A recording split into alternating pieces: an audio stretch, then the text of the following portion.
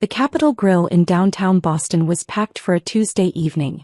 Leather booths, dark wood paneling, the quiet murmur of power conversations happening over $200 stakes. This was where deals got made, where executives courted investors, where my parents held their quarterly shareholder dinners for Chen Technologies. I stood at the entrance, looking at the private dining room where 23 people were already seated. My parents at the head of the table. My older brother Kevin beside them, perfectly positioned as heir apparent. A collection of investors, board members and key executives filling the remaining seats. There was no place card with my name. Andrew, my father said, noticing me hovering in the doorway.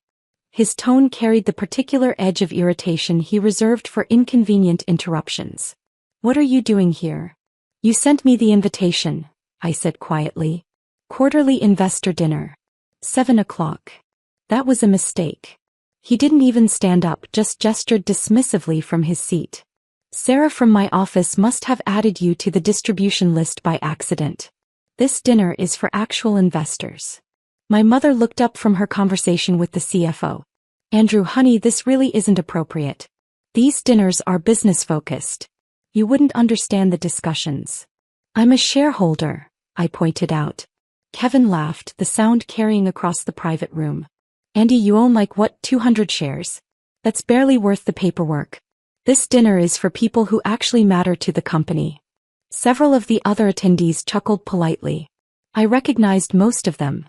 The venture capital firm that had funded Chen Technologies' Series B expansion, the angel investors who'd believed in my parents' vision back in 2016, the institutional investors who'd joined during the Series C round last year. I own more than 200 shares, I said. Fine, maybe 500. Dad waved his hand impatiently. The point stands. Everyone at this table has invested significant capital in Chen Technologies. Real money. Life-changing money. You're here because you're family, not because you're a serious investor. Mom stood, walking over to guide me away from the dining room entrance. Sweetheart, I know you want to be involved, but you need to understand business dynamics. These people have risked millions. They deserve exclusive access to company updates and strategic discussions. How much did they invest? I asked. That's confidential, she said automatically. Then softening. But between you and me? The smallest investor at this table put in $2 million. Most are in the $5 to $10 million range. That's the threshold for these dinners. I see. You're 27 years old. You work at a nonprofit. That's wonderful, truly, but it means you don't have the kind of capital that earns you a seat at this table. She squeezed my shoulder. There's no shame in that. Not everyone can be a major investor. Kevin appeared behind her, playing the supportive older brother role he'd perfected. Look, little bro, mom and dad are trying to be gentle. But this is embarrassing. For them and for you. These are serious business people. They don't want to spend dinner explaining basic concepts to someone who works in community outreach. I understand the concepts, I said. You think you do, Kevin corrected. That's different. I have my Harvard MBA. I've spent 3 years as VP of Operations at Chen Technologies. I live and breathe this stuff. You help organize food drives. It was true that I worked at a nonprofit. The Boston Community Development Fund, focusing on affordable housing initiatives. I'd been there for 6 years, ever since graduating from Boston University with a degree in urban planning. What Kevin didn't know, what none of them knew, was that I'd founded the organization. And funded it. With $15 million from my first tech startup exit. What they also didn't know was that I'd been systematically investing in Chen Technologies since its Series A round in 2016, carefully building my position through a network of shell companies and investment vehicles that kept my identity hidden from the cap table. You're right, I said quietly. I wouldn't want to embarrass anyone. Good man. Dad had joined the conversation, clearly wanting to resolve this quickly and return to his investors. Look, we'll do lunch sometime. Just us. I'll explain what's happening with the company. But tonight is for the people who've actually written checks. Understood. Mom kissed my cheek. Order something nice from the main dining room. Put it on my card. And Andrew, maybe think about where you want your career to go. The nonprofit work is admirable, but you're almost 30. It might be time to consider something more substantial. They walked back to the private dining room. The door closed. Through the frosted glass, I could see them returning to their seats, the dinner resuming as if I'd never been there. I stood in the hallway for a moment looking at my phone. Then I opened my banking app and navigated to my primary investment account at Thornhill Capital Management. The account that showed current holdings of $340 million across various investments and asset classes. Chen Technologies represented my single largest position. $94.7 million invested across 5 different entities over 8 years. I'd been 20 at my first exit, a mobile app for municipal service requests that I'd built during sophomore year. The city of Boston had acquired it for $8 million. I'd used $5 million of that to create 3 shell companies and invest in my parents' Series A round. At 22, my second company, a platform connecting nonprofits with corporate volunteers, had been acquired by LinkedIn for $31 million. I'd put $25 million of that into Chen Technologies Series B. At 24, a consulting project turned into a proprietary algorithm that Salesforce bought for $67 million. Another $40 million went into Chen Technologies Series C. By 25, I'd diversified into early-stage angel investments, cryptocurrency positions and real estate. But Chen Technologies remained my anchor investment. My parents' company. The family business I'd supported from the shadows while being treated like the disappointing son who chose social work over real business. I pulled up my contacts and called Martin Reeves, my portfolio manager at Thornhill. Andrew, Martin answered immediately. What can I do for you? I need to liquidate my Chen Technologies position. All of it. Every entity. There was a pause. That's $94.7 million across 5 investment vehicles. May I ask why? Personal reasons. I need to inform you of the consequences, Martin said carefully. Chen Technologies is preparing for an IPO next quarter. Your position could be worth $200 million or more after they go public. Liquidating now means leaving significant value on the table. I'm aware. And the liquidation will require SEC disclosure within 30 minutes. The board will be notified. Your identity as the beneficial owner will be revealed. I understand. Another pause. This is your largest position. Your anchor investment. Are you absolutely certain? I looked through the frosted glass at the dinner party I wasn't allowed to attend. At my parents laughing with their real investors. At Kevin holding court, the golden child who'd done everything right. Execute the sale, I said. All 5 entities. Immediately. Confirmed. I'll begin the process now. Andrew. For what it's worth, I'm sorry whatever happened to precipitate this decision.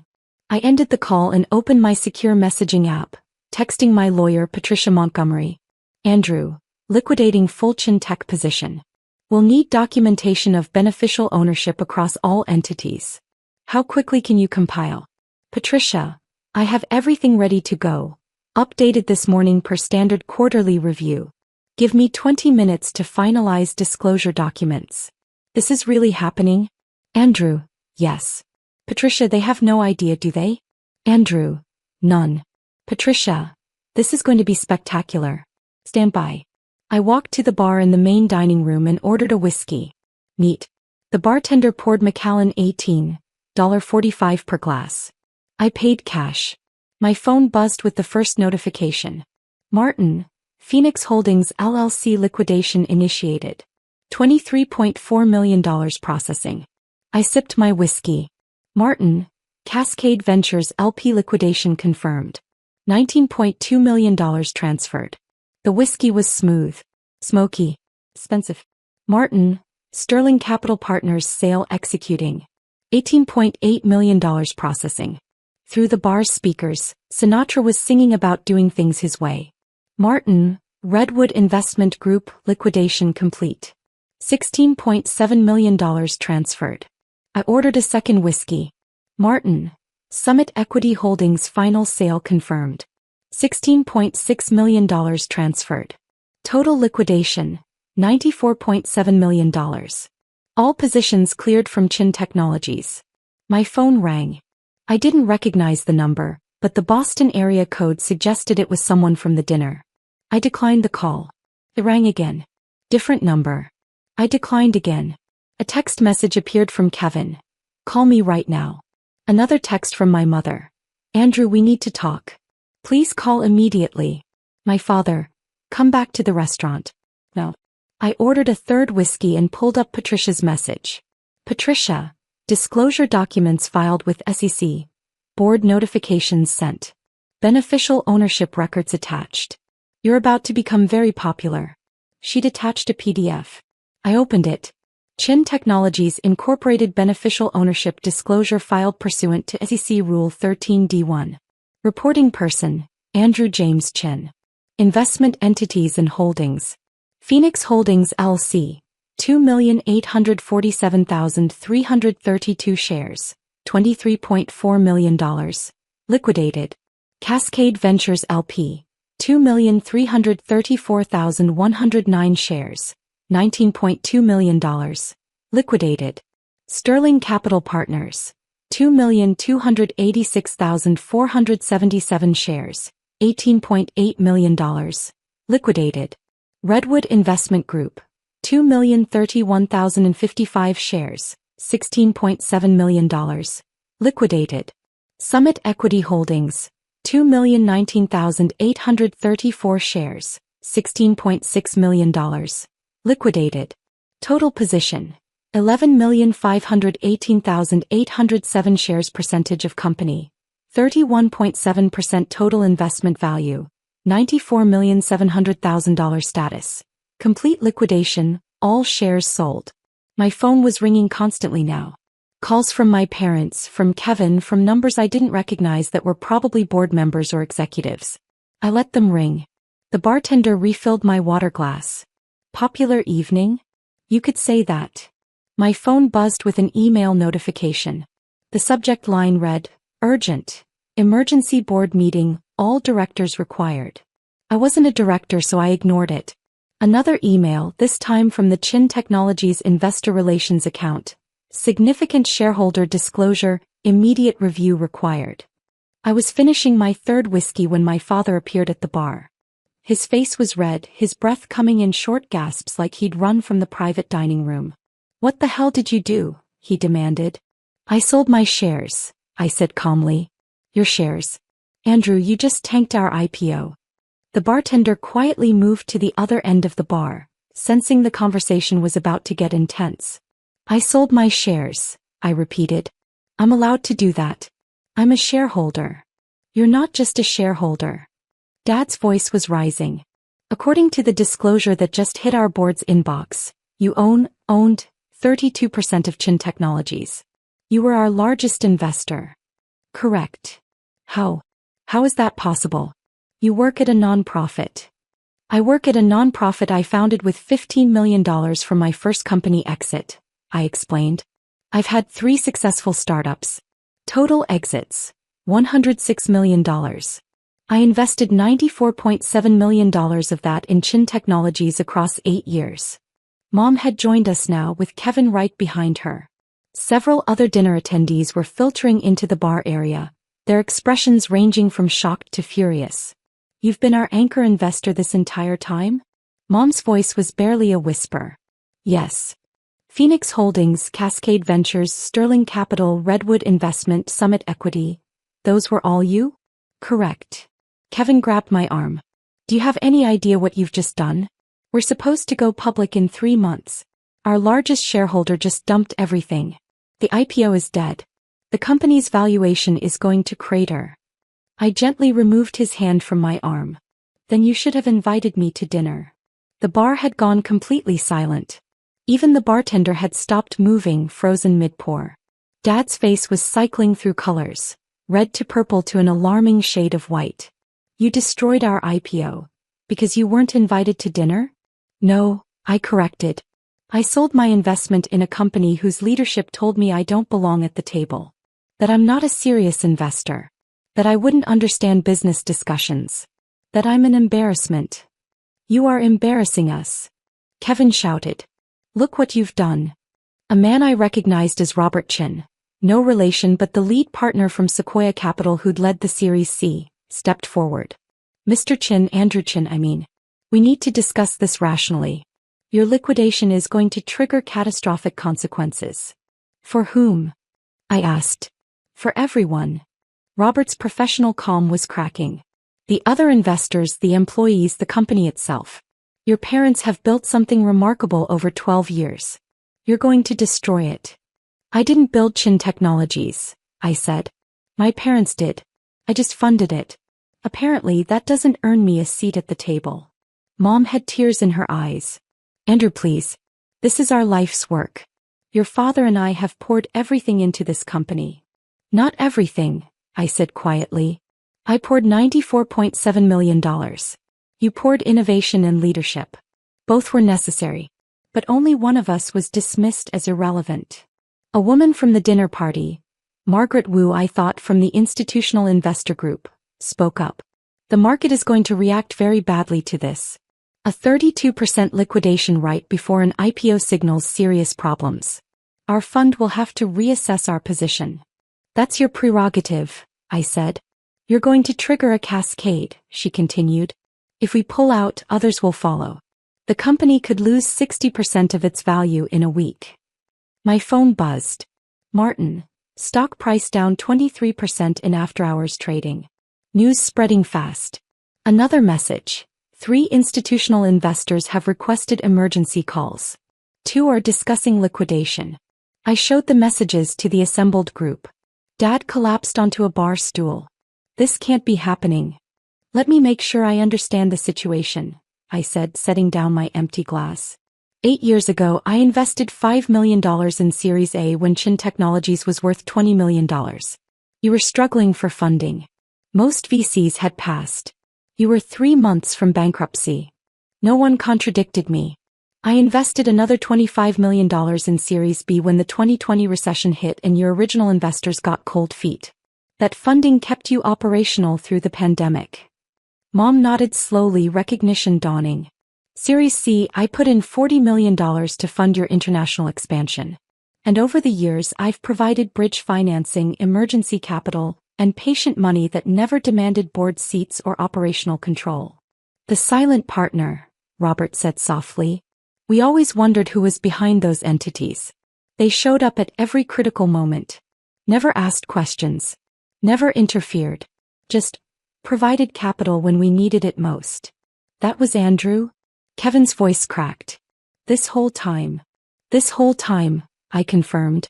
While you were getting your Harvard MBA, I was building and exiting companies. While you were climbing the corporate ladder at Chen Technologies, I was managing a $340 million portfolio. While you were explaining to me how business works, I was funding your salary. But you never said anything, Mom protested. You never told us. I wanted to see if you'd value me for who I am, I said. Not for what I have. I wanted to know if my parents would respect my work, my choices, my contributions without knowing about the money. That's not fair, Dad said. Isn't it? You built a company worth $300 million. I'm proud of you. Genuinely proud. I invested almost $100 million because I believed in what you created. I gestured toward the private dining room. But tonight you told me I don't belong at the table. That I'm not a serious investor. That I'm an embarrassment. We didn't know. Kevin shouted. Exactly, I said quietly. You didn't know and you treated me like I was worthless anyway. What does that say about how you evaluate people? If I'm not worth listening to when you think I'm a non-profit worker, but suddenly I'm important when you know I control 32% of your company, your entire value system is broken. My phone rang. I glanced at the screen. Patricia. I answered on speaker. Andrew, the SEC filing is public. Bloomberg just picked it up. TechCrunch is running a story. The headline is, Chen Technologies loses anchor investor ahead of planned IPO. She paused. It's going viral. Thank you, Patricia. Also, I'm getting calls from 3 different law firms representing Chen Technologies investors. They want to know if you're willing to discuss reversing the liquidation. I'm not. Understood. I'll inform them. Another pause. For what it's worth. I'm sorry it came to this. I ended the call. The bar crowd had grown. At least 15 people from the investor dinner were now clustered around, their faces showing various stages of shock, anger, and panic. A younger man I didn't recognize pushed forward. I'm David Huang from Benchmark. We invested $8 million in Series C. Your liquidation just cost us $2 million in paper value, and if the IPO collapses we could lose everything. Then you should ask Chen Technologies' leadership why they alienated their largest investor, I replied. Over a dinner invitation? David's voice was incredulous. Over 8 years of dismissal, I corrected. The dinner was just the final data point in a very long pattern. Robert from Sequoia was on his phone, speaking in urgent tones. He ended the call and turned to my parents. The IPO underwriters want an emergency call. Tomorrow morning. They need to understand the stability of the shareholder base. What do we tell them? Mom asked desperately. The truth, I said. That your largest investor liquidated his position because company leadership told him he didn't belong at the table. That should make for an interesting prospectus disclosure. Kevin's face had gone from angry to calculating. How much would it take to reverse this? Name your price. There is no price. Everyone has a price. $10 million? $20 million? We can structure it as consulting fees, advisory role, whatever you want. I don't want your money, I said. I have $340 million. What I wanted was respect. Basic human respect from my family. But apparently that was too much to ask. Dad finally stood up. Son, please. I'm begging you. Don't destroy what we've built. I'm not destroying anything, I replied. I'm removing my capital from a company whose values don't align with mine. That's prudent portfolio management. Our values. Mom's voice rose. We built this company on innovation and integrity. You built it on my capital, I countered. Capital you accepted for 8 years while simultaneously telling me I wasn't serious enough, smart enough, or business savvy enough to warrant basic inclusion. That's not integrity. My phone buzzed again. Martin. Stock down 31%. Trading volume surging. Market expects further drops. Margaret from the Institutional Investor Group was also on her phone. She ended her call with a grim expression. Our investment committee is recommending liquidation. If the anchor investor has lost confidence, we can't justify maintaining our position. No. Dad grabbed her arm. Margaret, please. This is a misunderstanding. A family issue. The company fundamentals are strong. The fundamentals don't matter if the cap table is collapsing, she replied. We invested because we trusted the shareholder base. That trust is gone. Another investor spoke up, James Park from Excel Partners. We're out too. I'm sorry, but we can't take this level of uncertainty into an IPO. We'll be filing liquidation paperwork tomorrow. One by one, the investors began announcing their decisions. $8 million liquidating. $12 million pulling out. $15 million requesting emergency board meetings to discuss exits. In the span of 10 minutes, I watched $67 million in investment commitments evaporate. Kevin had gone pale. This is financial suicide. For all of us. Andrew, you're destroying your own investment. I already liquidated, I pointed out. At $8.22 per share. You'll notice the current after-hours price is $5.67. I exited at a profit. Everyone else is going to take a loss. You knew this would happen, Robert said slowly. You knew liquidating would trigger a cascade. I understood the probable outcomes, yes. So this is revenge. No, I said. This is consequences. There's a difference. Mom was crying openly now. Andrew, I'm your mother. Doesn't that count for something? It counted for $94.7 million, I replied. Which I invested because you're my mother. Because I believed in you. Because I wanted to support the family business. But at some point you have to ask yourself, what's more important? Your son, or the version of your son you wish existed? That's not fair, she sobbed. You're right, I agreed. It's not fair that I had to prove my worth with a 9-figure investment before my own parents would take me seriously. But here we are. Patricia called again. I answered on speaker. Andrew, the story is exploding. Wall Street Journal, Forbes, Financial Times, everyone's covering it. The narrative is, family rift destroys tech IPO. Chen Technologies' PR team is getting destroyed. And? She hesitated. And what? Several of your portfolio companies have reached out. They want to express support. They're offering to invest in your next ventures.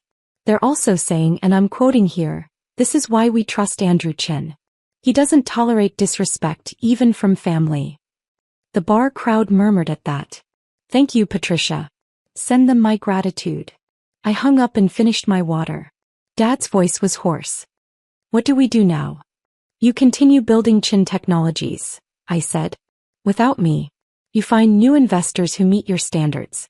You explain to the IPO underwriters why your largest shareholder liquidated. You rebuild trust with the market. It'll take time, but you're capable leaders. You'll figure it out." "And you?" Mom asked. "I'm moving my capital to investments that appreciate competence regardless of its packaging," I said. "I have 17 companies in my portfolio that value my input. I'm expanding my angel investing. I'm starting a fund focused on overlooked founders. People who get dismissed because they don't have the right pedigree or background." "People like you," Kevin said bitterly. "People like me," I confirmed. "People who build real things while being told they're not serious enough. People who prove themselves through results, not credentials." Robert stepped forward one more time. "Andrew, I've worked in venture capital for 23 years. I've seen brilliant founders destroy companies over ego. I've seen families torn apart over money. This feels like both." "Then you've misunderstood," I said. "This isn't about ego or money. It's about dignity. It's about being seen. It's about not spending 8 years as someone's safety net while being told you're not strong enough to stand at their side." I stood up, leaving cash on the bar for my drinks and a generous tip. "The liquidation is complete. The SEC filings are public. My position is gone. Chen Technologies will survive or it won't, but either way it's no longer my problem." I walked toward the exit. "Andrew," Dad called after me. "You're still my son. That doesn't change." I turned back to look at him, at both my parents, at Kevin, at the assembled investors who'd spent the evening enjoying a dinner I wasn't allowed to attend. "You're right," I said. "I'm still your son. Which is why this hurts. Which is why I spent 8 years hoping you'd see me. Really see me. Not the disappointing kid who chose nonprofit work. Not the embarrassment who doesn't understand business. Just me." "We see you now," Mom whispered. "No," I corrected gently. "You see my bank balance. There's a difference." I left the restaurant. Outside, Boston's financial district glittered with evening lights. Skyscrapers housing the companies I'd invested in, the startups I'd mentored, the portfolio I'd built while living in a modest apartment in Cambridge and working at a nonprofit. My phone buzzed with a message from Martin. "Martin, final accounting complete. Chen Technologies liquidation profit. $37.2 million on initial $57.5 million investment. 64.7% return over 8 years. Where do you want me to reallocate?" I walked toward the T station typing my response. "Andrew, find me companies founded by people who were told they weren't good enough. People who built something despite being dismissed. People who proved that competence doesn't require permission. Martin, I know at least 12 companies that fit that profile." Setting up calls. Another message, this time from Patricia. "Patricia, your parents' lawyer just called. They want to discuss a settlement. They're offering board positions, equity adjustments, whatever it takes. Andrew, tell them to save their energy. The capital is gone. The relationship was gone 8 years ago. I just finally accepted it tonight." Patricia, understood. "For the record, I'm proud of you." I descended into the subway station, leaving behind the restaurant, the dinner, the family that had finally seen what I was worth. But only after it was too late to matter. My phone rang one last time. "Kevin." I answered. "I hope you're happy," he said, his voice tight with rage. "You just destroyed 12 years of work because your feelings were hurt." "No," I said calmly. "I removed my investment from a company that demonstrated it doesn't value its stakeholders. That's not emotion. That's fiduciary responsibility. You're going to regret this." "Maybe," I acknowledged. "But probably not. See, Kevin, I spent 8 years regretting being born into a family that only valued me for credentials I didn't have. Tonight I stopped regretting that. Tonight I chose to value myself on my own terms. That's selfish." "It's self-preservation," I corrected. "There's a difference." I ended the call. The train arrived. I boarded, finding a seat by the window. Around me, people were living their lives. Students studying, professionals commuting, couples planning their evenings. None of them knew that I'd just liquidated $94.7 million and triggered the collapse of a billion-dollar IPO. None of them knew that I'd spent 8 years funding my family's success while being treated like their biggest disappointment. None of them needed to know. Because the best revenge isn't destruction. It's indifference. It's walking away from people who don't see your value and finding people who do. It's taking your $340 million portfolio and investing it in founders who understand what it's like to be underestimated. It's building something new on your own terms without waiting for permission from people who'll never grant it. The train crossed the Charles River and I watched my reflection in the dark window. A 27-year-old nonprofit worker who just reshaped the Boston tech landscape with a single phone call. My family had built Chen Technologies. I'd funded it. And now I'd freed myself from it.